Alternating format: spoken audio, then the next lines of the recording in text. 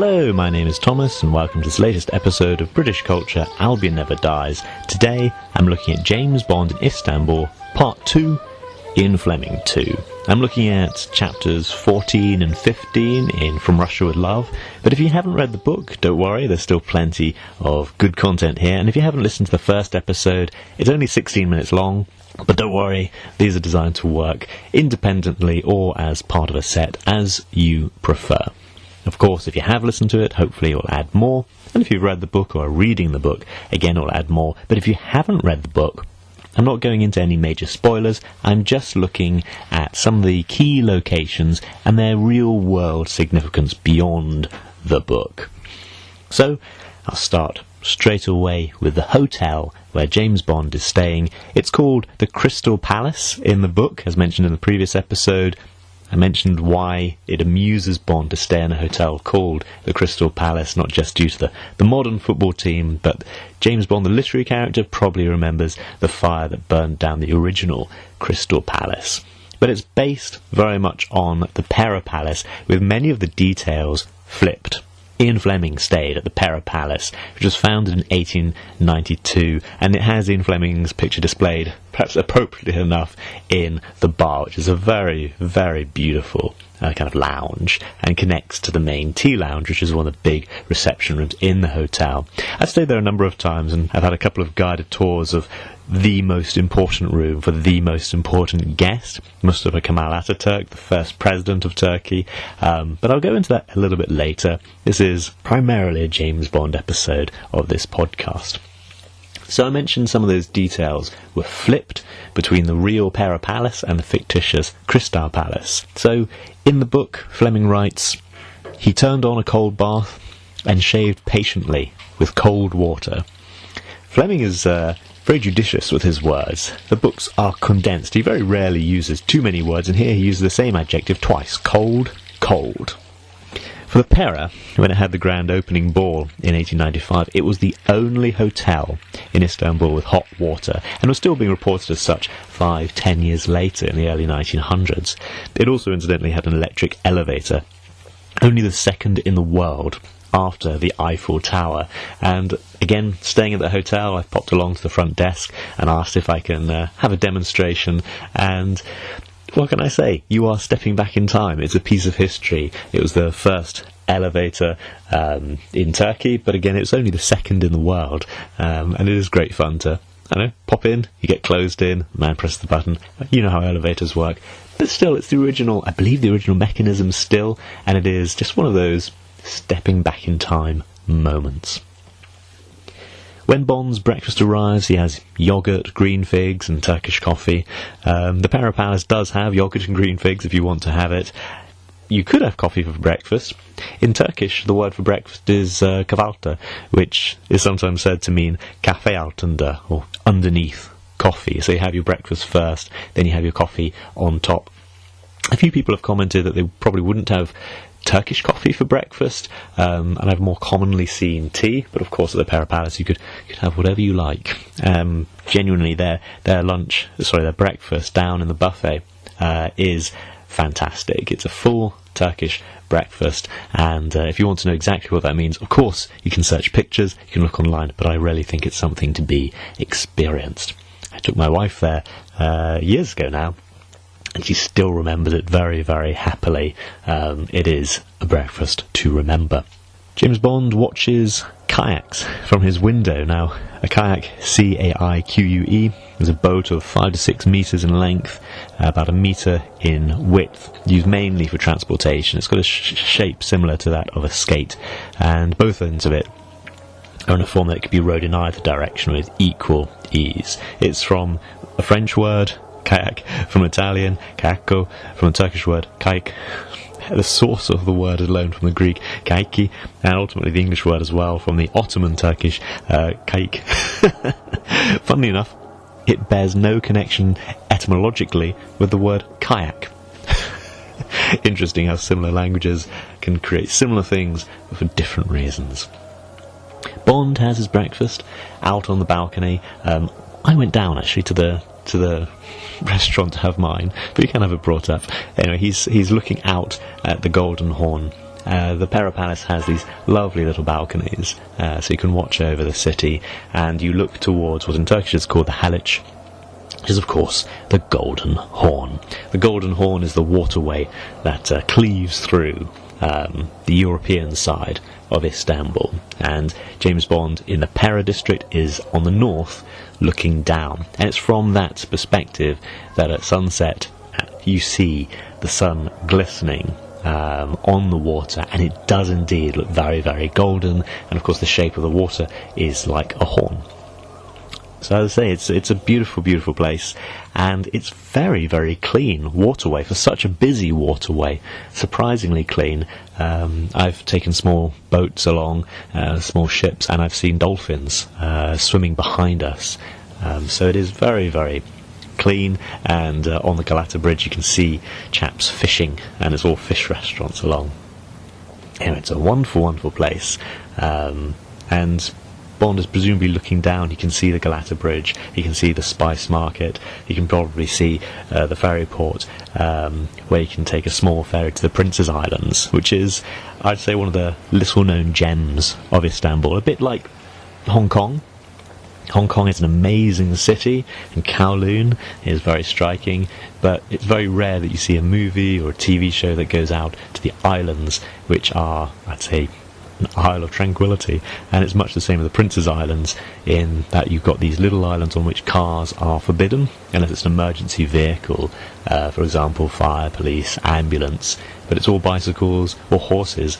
You do see it on Turkish television often. If they want a historical drama, say about the old Ottoman aristocracy, they'd film it there, and in fact I've seen them doing it as cycling along on a rental bike, and I suddenly saw a horse and cart coming towards me, and a whole film production crew happily gliding past me. They'd zoned off the roads, but this is where they might film some of the real Turkish dramas, because you've got the beautiful old Ottoman mansions on these islands.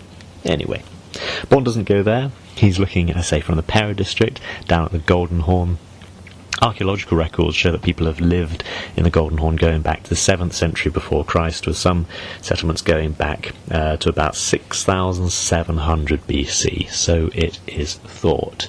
And this is, as I say, the European side, and on that southern bit of the European side, this is where, say, old Constantinople, the centre of the Byzantine Empire, was really there, and so they had a number of security measures. If, for example, the old Byzantine walls are down there, Bond would need pretty good eyes to see them, but they are there.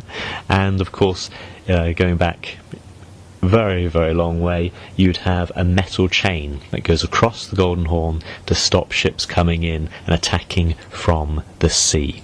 This was only disturbed 3 times, once in the 10th century, the second in 1204, but the third time was in 1453, the date of the Ottoman conquest of Istanbul. This chain is legendary, the chain that went across the Golden Horn and protected it from all comers until the Ottomans came. And I've seen it.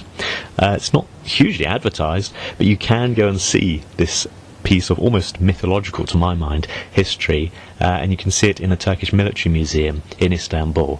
Not perhaps the easiest thing to get to. You can't walk to it from the Pera district. You'd have to take a taxi or a bus, but it is, to my mind, one of the most impressive military museums anywhere in the world. Many military museums will show you the stuff our lads used. The Turkish Military Museum show you the stuff our lads took. So you can see things from Greece, you can see things from Central Asia, you can see things from Africa, you can see the wherewithal of 3 continents gathered here, including China from the Korean War. Much of it is signed very well in Turkish and not so well in English. When I went there, say about 10 years ago, I think, maybe more. So for a non-Turkish speaker, you might need a tour guide, and you might also miss the chain as it's round a little corner. One thing you would not miss is the Janissary Band. The Janissary Band is a spectacular band, and it's thought to be the oldest military band in the world. in terms of unbroken history. They didn't close down and restart at some point. And so I went along into a cinema, sat down and watched a really good film all about them. And the noise of the band got louder and louder and louder. And then suddenly the screen of the cinema raised up and the band itself came in and performed. And it was a real spectacular. Plenty of history in Istanbul. But right now, let's say if we're reading from Russia with Love, chapter 14, we're still in the Pera Palace. Why did Ian Fleming stay there? And is he the most famous author ever to stay there? Perhaps not. Agatha Christie stayed there, and she had written Murder on the Orient Express whilst she was staying there. It's thought that she wrote it in room 411.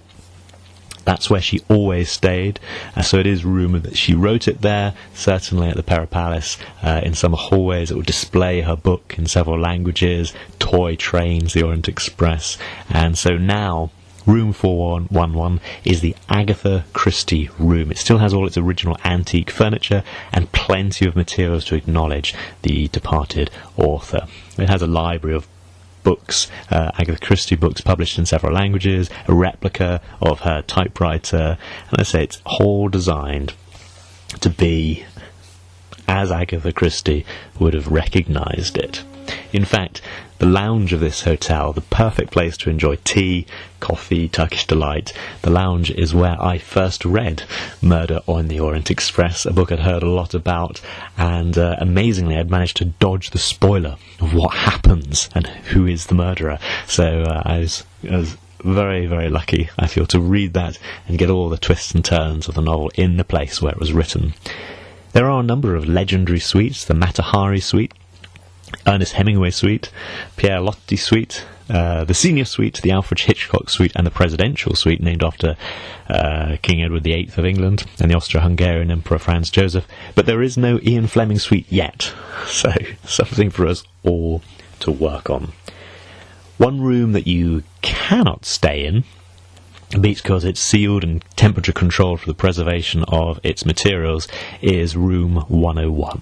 That is the room where Mustafa Kemal Ataturk stayed in the hotel, the first president of Turkey, who reformed the country completely from the Ottoman era to the modern era, changing everything about the country, its education system, making Turkey democratic, rights for women, and changing even the alphabet and the language. His notes, when I've seen his original writing, it's actually quite hard to read. It's in the old Ottoman script, or he would have said himself that his French was very bad, so he'd write in French, or I say it what looks like Arabic because it's in the old Arabic alphabet, but is in fact Ottoman, which is extremely difficult. There are, in the modern day, people whose full-time profession is translating works from the Ottoman script to the Turkish script. It is not straightforward at all, and it's the reason why only about 10% of Ottomans could read or write, as opposed to modern Turkey, which is one of the highest literacy rates in the world.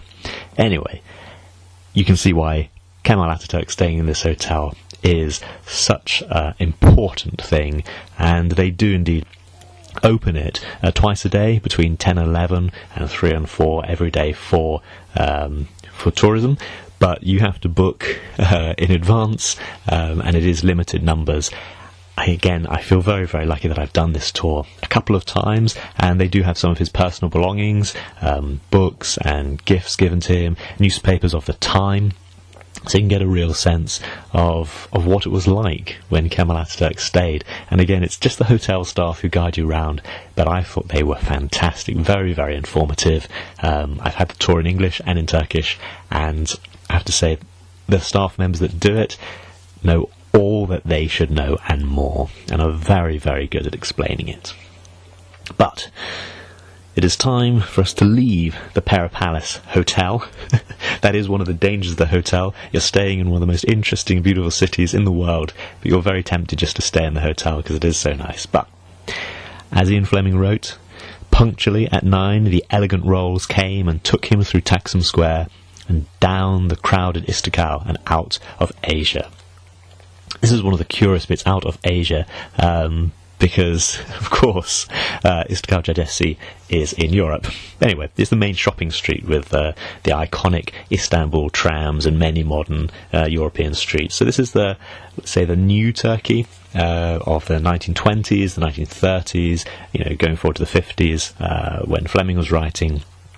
So they are going through what is very much the new Turkey. Then they go across the Galata Bridge, across the narrow cobbled streets parallel to the waterfront, and go to a great vaulted go-down, which is a word in English from Tamil, meaning warehouse, common in Indian English and therefore in British English. I'm not sure if go-down is quite so common in American English, but Bond goes from this new Republic Turkey to the old Ottoman Turkey.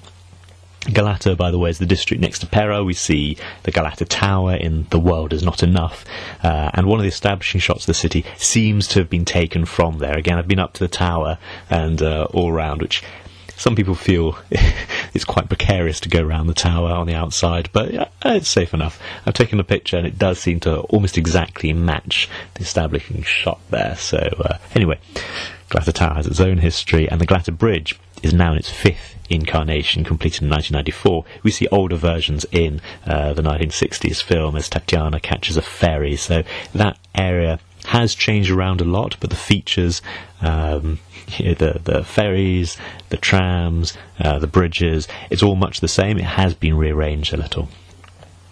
Bond goes into a place where there's a cool musty scent of spices and coffee, so the Grand Bazaar is used in the movie, and this is later confirmed in the book. It's the spice market there. So that gets into what is the Grand Bazaar. It's a Han, or a collection of four major Hans all connected together. And it's very slowly developed over time. Some people say it's the world's oldest shopping mall. They started building around 1455, 56, a few years after the Ottoman conquest of the city. I do find it interesting. There's a very different outlook between Brits and Turks on imperial history. So imperial British history is viewed as complex. There's always the discussion of, did the British Empire do more good than harm? It is, I'd say, a very difficult topic for a lot of Brits, whereas for most Turks, I've never found it such. In the age of empires, when everyone was conquering everybody, the Turks were the best, and now in the modern democracy, they've got a great democracy, so they tend not to view it with the same, perhaps negative light that many Brits view the British Empire. The Turks are very happy to talk about, we conquered this bit, now we have it. But the Hans themselves were actually instrumental to financing their empire. It is the basis of the Silk Road. Anywhere along the Silk Road, going through Central Asia, you can find them. They're like mini fortresses. From the outside, they look like a fortress. You go through and it's a courtyard on the inside with shops. If it's a two-floor one, then you've got shops on the bottom floor, then a hotel effectively on the top floor. And often a masjid, like a little Muslim chapel, on the inside, with of course fresh water for ablutions, and of course water supply for all the animals that you'd need. But they are really interesting, especially because, like any empire, they had their standard design. You can see them, for example, in Cyprus. There's a really good Buyuk Khan, a big Khan in Cyprus, which is very, very well preserved and is now home to all kinds of artisan shops. But you can find them all around Turkey. So when you go into the Grand Bazaar, if you know this and you're familiar with the design, it's a lot easier to navigate, because again, it's not just one standard design. It's 61 covered streets in the Grand Bazaar, over 4,000 shops, total area of around 30,000 square metres. Sort of attracts somewhere between 250,000 and 400,000 visitors daily, at least in a regular year, say pre-pandemic. In 2014 it was listed as number one among the world's most visited tourist attractions, with 91 million annual visitors. So it is crowded, but it is also vast. Certainly I find it, you walk in one entrance, it can be quite challenging to find your original entrance out. Quite easy to find another, and once you're outside, you can navigate fairly happily in the old Ottoman kind of districts of the city. But it is certainly worth a visit, and well, James Bond has been there twice. Sean Connery and from Russia of Love, and of course Daniel Craig in Skyfall rode a motorbike over it. I believe released in the same year that one of the Taken movies had Liam Neeson running across it, so I always wonder, if you watch the movies carefully, can you see Liam Neeson in the background of the Bond film, and can you see Daniel Craig in the background of the Taken movie? Anyway, it's a great location. I can see why they keep going back. Now, let's talk coffee. Because in the movie From Russia of Love, Coffee is ordered 2 medium sweet. And occasionally if I mention coffee, especially to Bond fans, they say, 2 medium sweet, which is a bit funny. Certainly most men in Turkey have sade. They have black, plain coffee. Ladies often take it with sugar, but men, real men, often take it without. In the book, Darko asks, do you like your coffee plain or sweet? In Turkey, we cannot talk seriously without coffee or raka, and it's too early for raka, and Bond replies, plain. So it's funny, Fleming obviously has this detail. He did travel to Istanbul, and his tour guide is the man who allegedly inspired Darko Karim, or Kerim Bey from the film. Bey just meaning Mr. And Fleming describes it as good but thick with grains, which, to be honest, immediately makes me wonder, is it Ahmedci? Because that is a really good Turkish coffee, which is thick, but often with grains. They drink a lot of it as they talk. Raka, by the way, is later described as identical to ouzo, the Greek national drink. Would you drink raka over business? Well, Darko Karim would, but then he started off his life, bending bars with his teeth and so on. Has quite a wild background. Anyway, the chauffeur leads the way up the shallow, worn steps and into the fog of exotic scents, shouting curses at the beggars and sack-laden porters. Just a little line, sorry, that's when Bond is later going back to the same place. Always makes me think of a Nasruddin story. Nasruddin is a Muslim judge from, I think, the 14th century in Turkey, and he like judges in all medieval countries, he travelled around the country dispensing his judgments. For Nasruddin, it was mainly in kind of Anatolia. Anyway, he has this story with a porter known as Hamal, in that he has stuff moving around, he's always moving around, he hires a hamal, a porter, to take his things and take them to the next city, some of them quite valuable. Nasruddin goes to the next city, he doesn't see the porter, he starts looking round and round, can't find him, it seems the porter has disappeared with all his things. 2 weeks later, Nasruddin is travelling in a village and he sees the hamal, he sees the porter, and so he hides. And a villager says, "Why are you hiding?" And Nasruddin says, he took my things and he's took them away for 2 weeks. And the villager says, well, don't you want to go after him? And Nasruddin said, oh, no, I know how much he was charging me for a day. I dread to think how much he's charging me for 2 weeks. I love the Nasruddin Hodja stories. Anyway, probably a story well known to Kerim Bey, who comes from Trebizond, which is, I guess, in Anatolia, more on the Black Sea coast. When I've read this and reread this, I've always felt that Darko Karim from the books is a Laz Turk, about whom there are many, many humorous stereotypes. Not to be coy about it, they're thought to be very good-looking, dumb, blonde fishermen. They are famous for their myths and sagas, often do with the Black Sea and the Caucasian mountains. So they have an ancient religion. In fact, the famous fairy tale of, the Greek myth, rather than fairy tale, of the Golden Fleece, where Jason and the Argonauts steal the Golden Fleece from the king of Aeetes, is thought to be from an ancient Laz kingdom, the kingdom of Cochlus. Anyway, their history dates back to, again, 13 centuries before Christ. You find a lot of history in these places, and of course their ancient kingdom was conquered by Greeks, and then Romans, specifically Pompey the Great, an ally of, and an enemy of the Roman Geezer, Julius Caesar. All this to say the Laz have quite a history. Oh, by the way, just as Julius Caesar touching Turkish history, Caesar gives us the European words Kaiser and Tsar, but it does give us the Turkish word Cezer, which means brave. Snapping back to the Laz people, one of the stereotypes gives us the old joke. A teacher in Trebizond asks his students, what is this? When he shows them a skeleton, and the best student in the class puts up his hand and says, teacher, it is human fish bones. Fleming, by the way, comments on the startling blue eyes of Darko Karim. And Darko Karim kind of distances himself from the darker kind of mass of Turks. He seems to have a feeling of superiority, certainly of distance.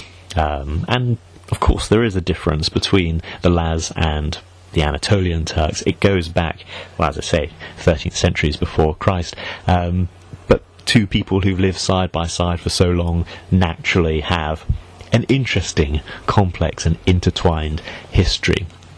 Especially as Darko Karim, and certainly his father, who's referred to in the book, will have very strong memories of Ataturk's reforms, as Ataturk really created modern Turkey. And of course, it's fairly well known outside Turkey, disputes between Turks and Kurds, but of course it's all ethnic people within the region, because every people have a right to self-determination, according to the UN Charter.